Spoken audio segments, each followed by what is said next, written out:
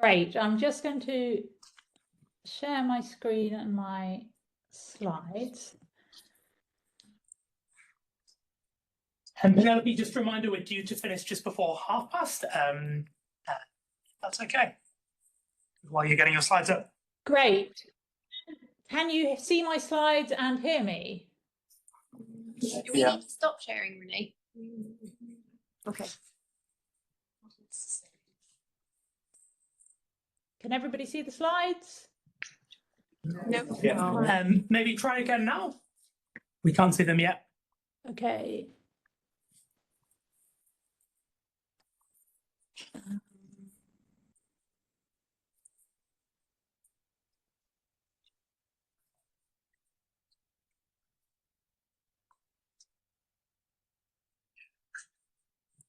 So I'm going to just try that again.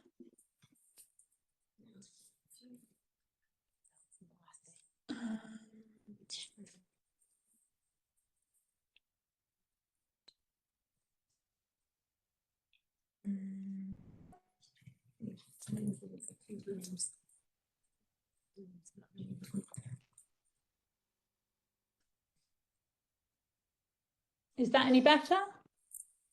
We can't see them still. Okay. Not sure. You have to click share and then click again. A window will pop up. Right. Yes. Yes. I think I need to. Just select the screen that you want to share. Yeah. I think I forgot that step. Ironically, actually, the people in the call can hear people in the room a lot better than the people at the room. Yeah.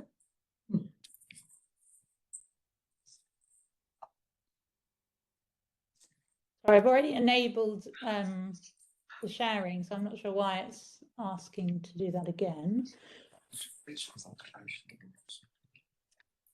Maybe there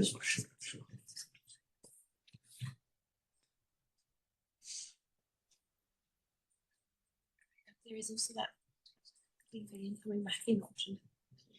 Or if you can.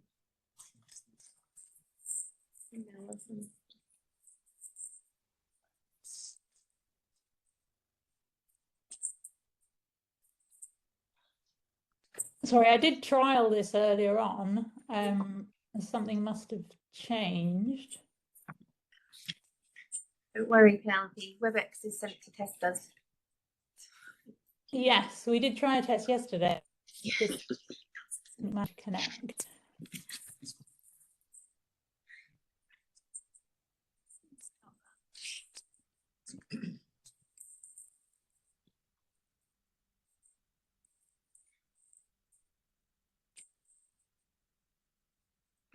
Sorry, I don't want to interfere.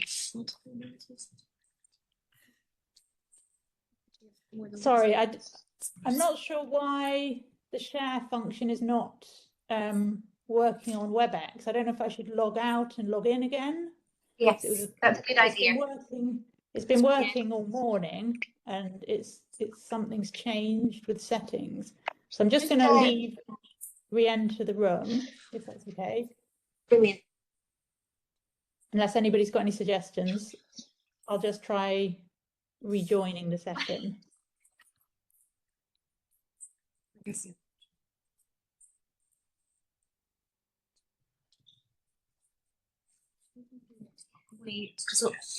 all mics up around here, so actually we can speak normally and they can hear.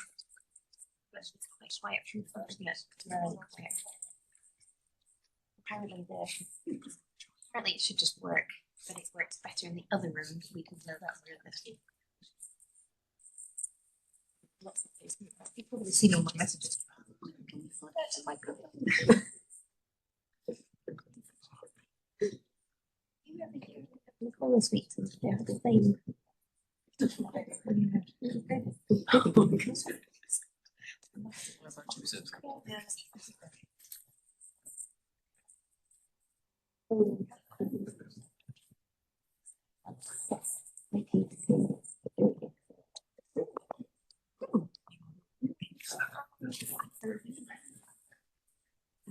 Foreigners is your high. Yeah. Resolve. Could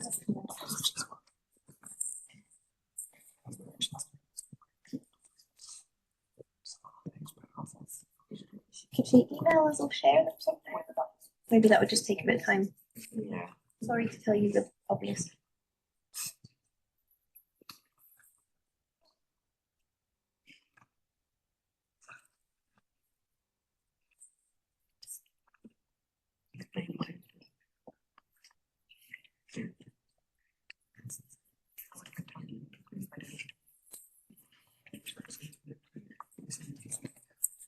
Yeah, yeah, because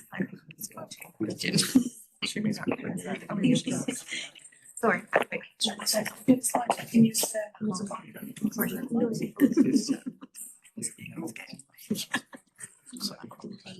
Sure we go. Hey! There we go. We can see PowerPoint now, so put it into slideshow mode.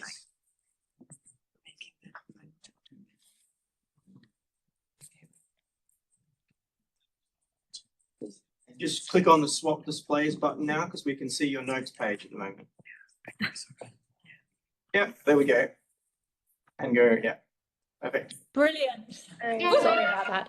Thanks for your patience. So thanks so much to Annabelle and thanks for the organisers. I'm really excited to be here and learning about Scottish land reform, and I'm looking forward to sharing some of these insights with my students later this week. So I'm going to be, as Annabelle said, sharing some of my work in Bolivia on the country's native community lands, or TCOs.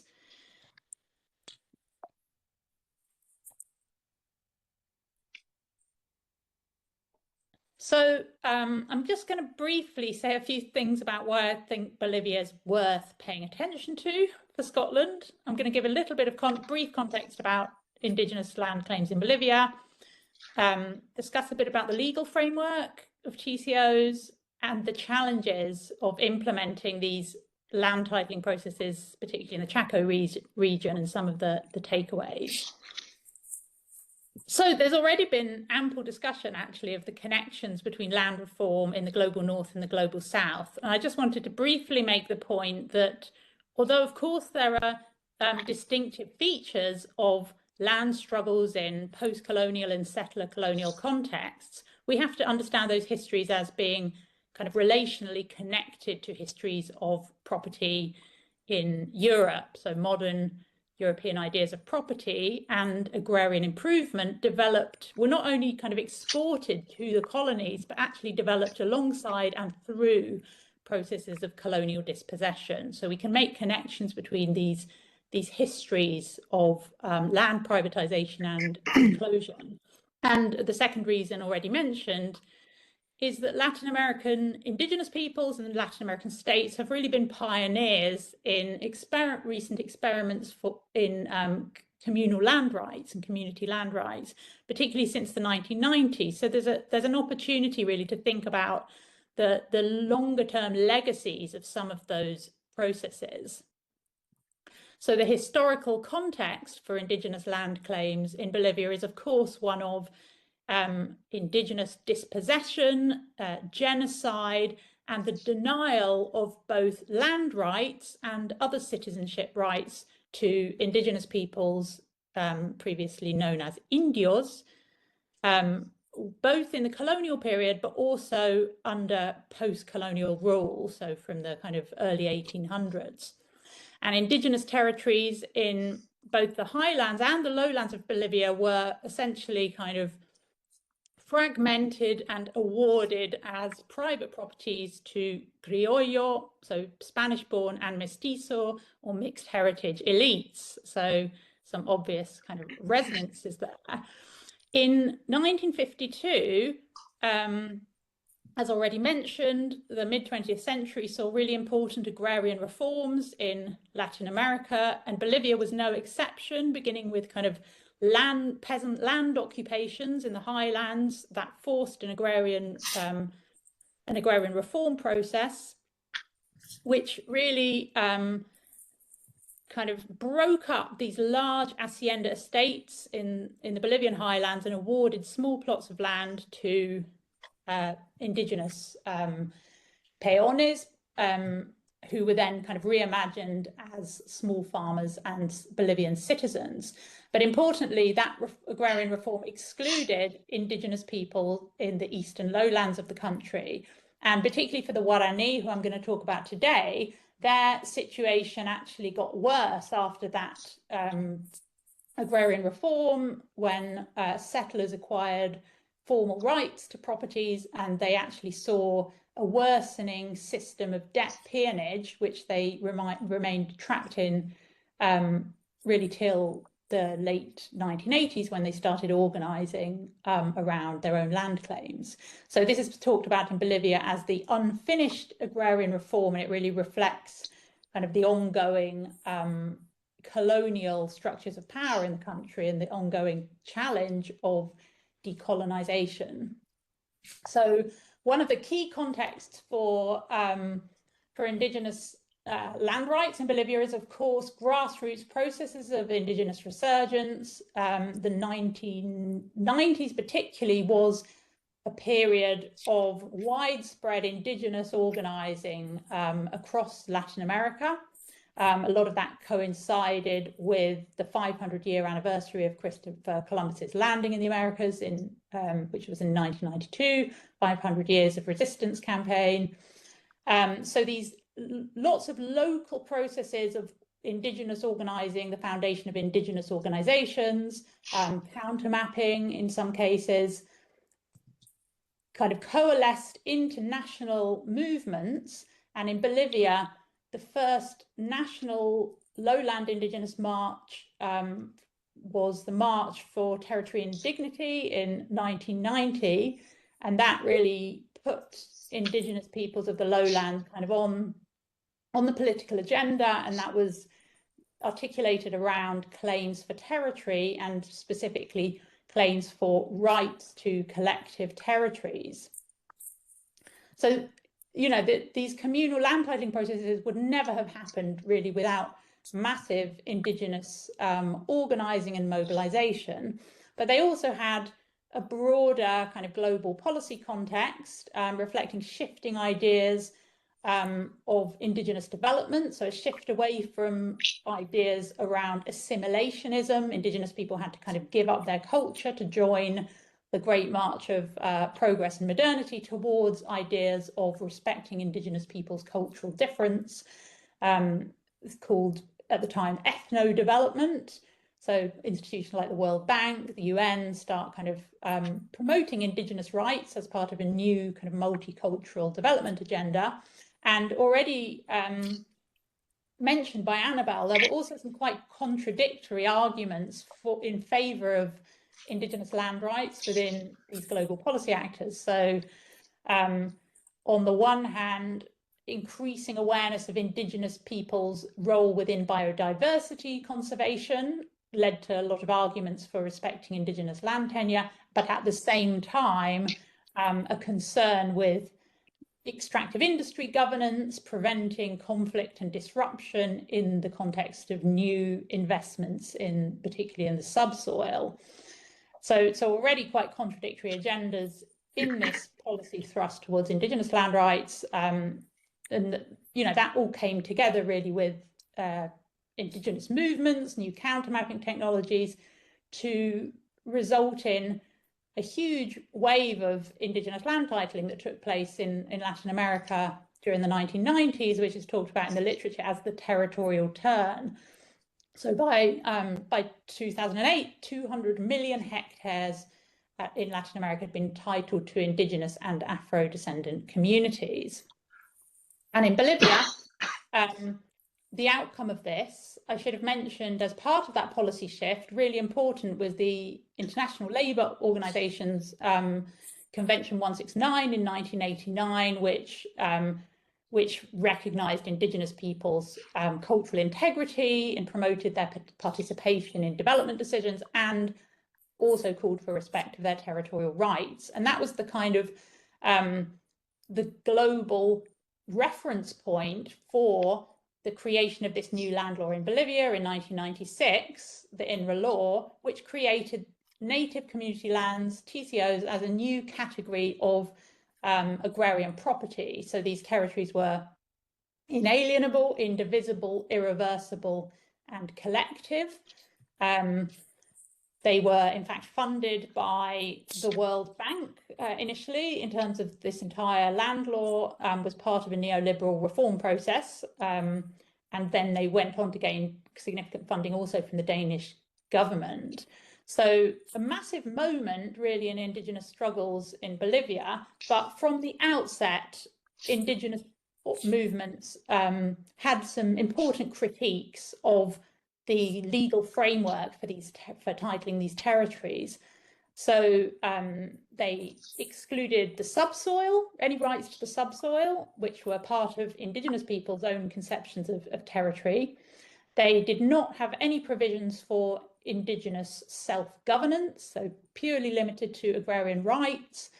They also, really importantly, prioritised private land claims within these territories, provided that the private landowners were able to show productive land use. So it wasn't completely a willing buyer, willing seller model, but you know, provided these landowners could show they were using land productively, their rights would in fact be prioritised over Indigenous rights within those territories. So that's a huge caveat. The legal kind of solution to that was that the state would then have to identify fiscal lands, so state lands in adjacent areas, to compensate Indigenous people for those losses. In practice, as we'll see, that has never really happened.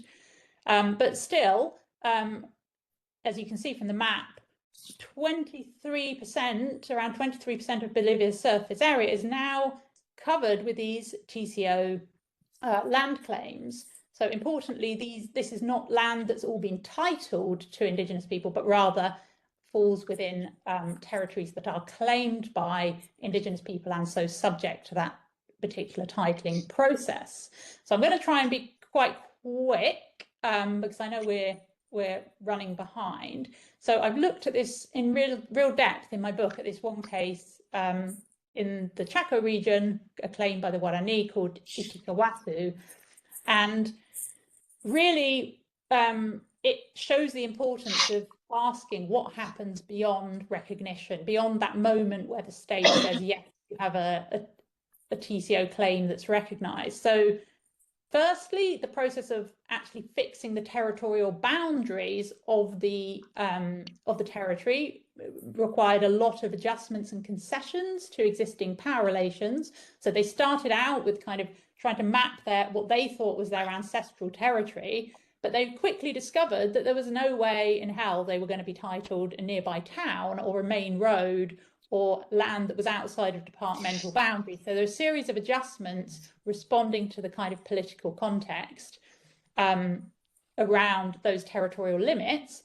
Perhaps even more significant was the difficulty of reclaiming territory that was essentially occupied by private landowners who had significant power within the regional context and within the regional state, and indeed within the land reform agency. So private landowners used a variety of strategies: lobbying, legal complaints, corrupt practices, sometimes getting their relatives to get employed within the land reform agency in order to try and protect their interests within this titling process. Also very important here were the prevailing colonial discourses around land and productivity in this context. So even the agrarian reform officials who were kind of in charge of this process themselves believed that Indigenous people didn't really deserve land rights because they were lazy, their land use practices were seen as unproductive compared to the kind of settler population. So even where there is a kind of national shift in towards recognising communal land rights, sometimes the persistence of enduring ideas about agrarian improvement, productivity, in this case racialised representations of Indigenous people, can be really significant in shaping the actual implementation of these processes.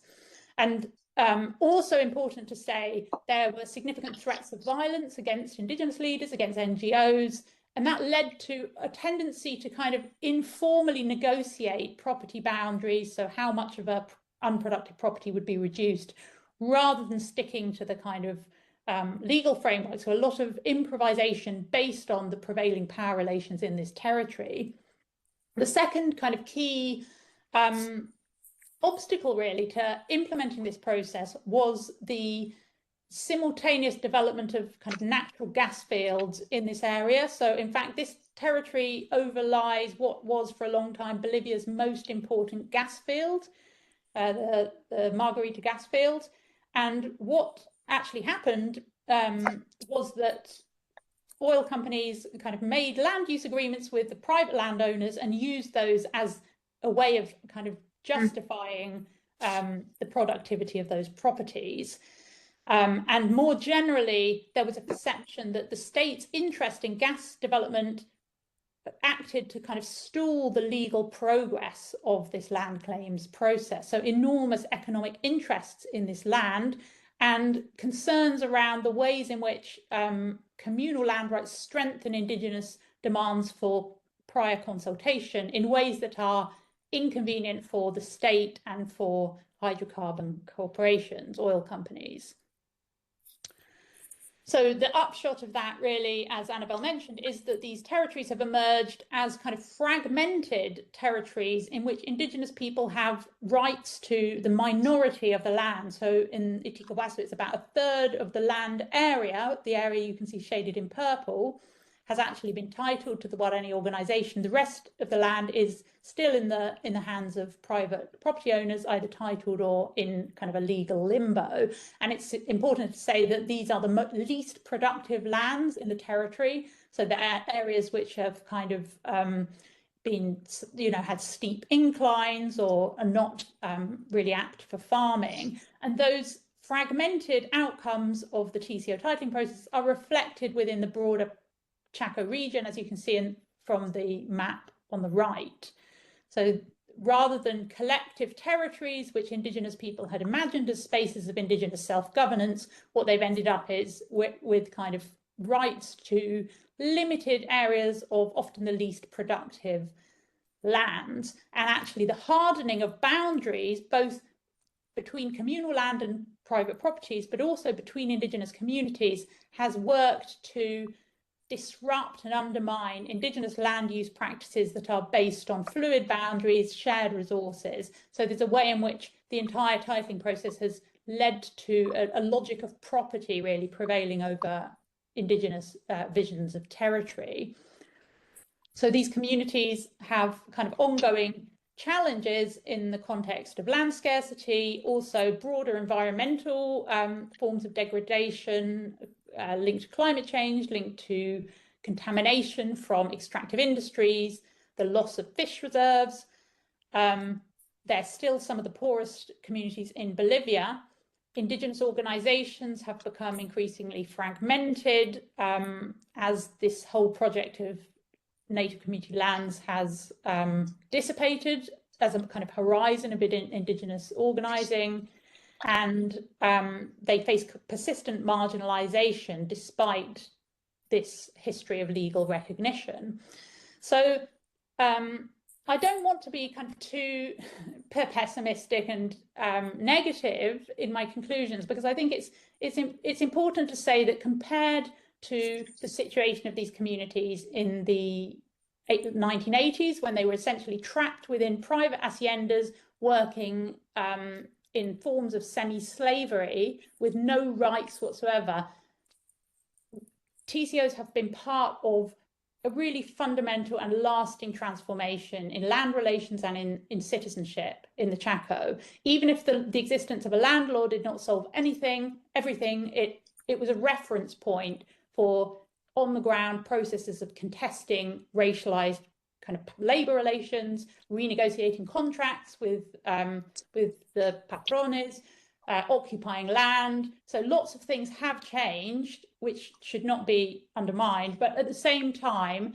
this really shows how the implementation of communal land rights can be shaped by both existing inequalities in power, and also political economic interests, in this case extractivism. So legal recognition is not equivalent to or equal to self-determination, and decolonisation really remains a kind of ongoing challenge. And what's actually happened really in this region and in Bolivia more broadly is that following those quite limited forms of recognition of agrarian rights, Indigenous people have actually learned from the limits of TCOs and reflected on the fact that their claims have to be more focused on actually occupying power in different ways and exercising territorial autonomy. So there's been a shift since this period towards a focus on territorial autonomy, although that again remains a challenge in implementation for the same kinds of reasons. So as I've said, decolonisation is an ongoing process. Legal reforms are not enough. Power asymmetries and capitalist interests can constrain transformative change. And I think if people are interested, they are welcome to obviously kind of look at my work. I'm sorry I've had a bit less time than expected due to the technical issues, but I think there's a real value. It's great to hear about the work that Annabelle and others are doing, because there's a real value in looking at the kind of lasting legacies of these communal titling projects and trying to kind of learn and take a more kind of reflexive approach to land governance, learning the lessons from these different contexts. There's still, at a global level, I think there's still a real tendency to kind of fetishize formalization, to assume that the creation of laws or maps is in a kind of endpoint in itself. So doing this ethnographic research on the lasting legacies and the power dynamics of these processes, I think can really inform strategies for land reform in a range of contexts. Thanks for listening.